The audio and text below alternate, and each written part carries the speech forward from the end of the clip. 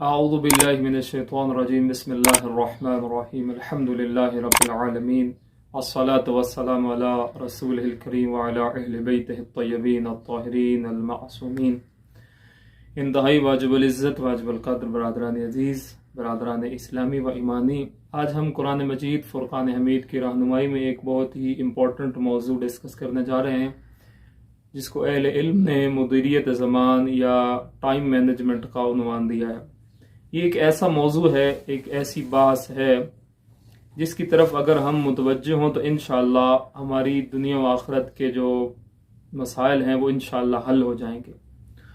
چونکہ انسان کو اللہ تعالیٰ نے بے پناہ صلاحیتوں سے نوازا ہے، 24 گھنٹے ہی انسان کو ملتے ہیں، اور اسی 24 گھنٹوں میں کوئی اقبال جیسی عظیم فکر لے کر پیدا ہوتا ہے، اور کوئی اسلامک اسٹیٹ کے سربراہ ہو کر بھی عیاشیوں میں اور ٹائم ضائع کر کے ایسا امت کو اور آنے والی نسلوں کا نقصان کرتے ہیں کہ آج جو ہمارے اوپر یہ لوگ مسلط ہیں، کبھی نہ ہوتا اگر ہمارے مسلمان جو حکمران تھے وہ اپنے وقت کی قدر کرتے۔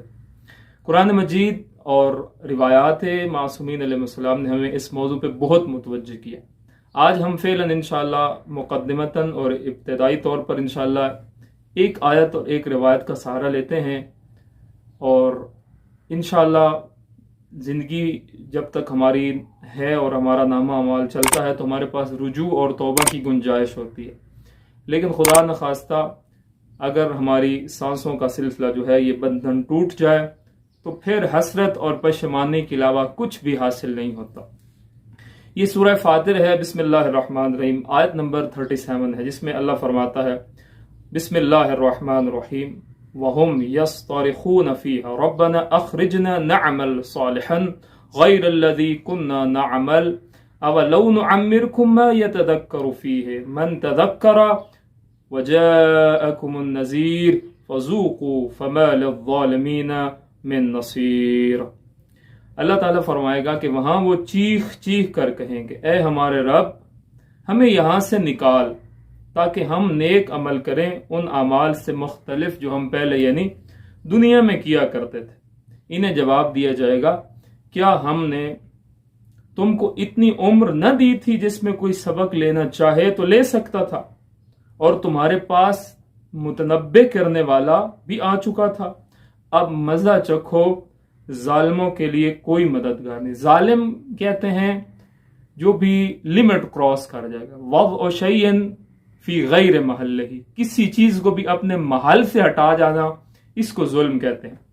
روایات معصومین میں بھی ہمیں بہت متوجہ کیا گیا ہے، ایک نصیحت، ایک وصیت جو رسول خدا صلی اللہ علیہ وسلم نے اپنے بڑے عظیم صحابی، بڑے پیارے صحابی حضرت جناب ابو ذر علیہ السلام کو کی تھی، وہ آپ کی خدمت میں پیش کر دیتے ہیں۔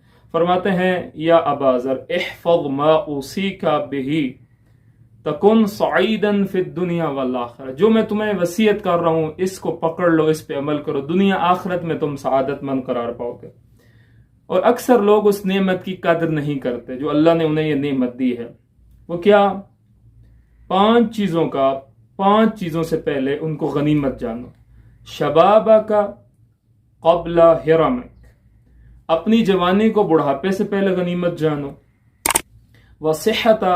وصحتک قبل سقمک، اور اپنی صحت، اپنی تندرستی کو بیماری کے آنے سے پہلے بھی غنیمت جانو۔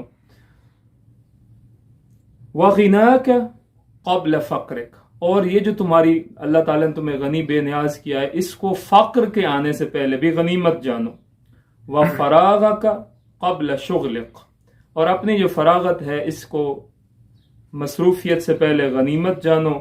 وحیاتک قبل الموتک، اور اپنی جو زندگی اللہ نے تمہیں دی ہے اس کو بھی موت کے آنے سے پہلے غنیمت جانو۔ عزیزان محترم، یہ اللہ نے جو ہمیں یہ دنیا میں نعمتیں دی ہیں، جس قدر ہمارے اوپر یہ اللہ کے احسانات ہیں، نعمتیں ہیں، اتنا ہی ہمارا امتحان بھی سخت ہے، اور اتنا ہی ہم مکلف جتنے ہیں اتنی ہماری ذمہ داریاں بھی زیادہ، اور ہمیں ان تمام چیزوں کا اپنی عمر کے بارے میں، اپنے ایک ایک لمحے کے بارے میں جواب دینا ہے۔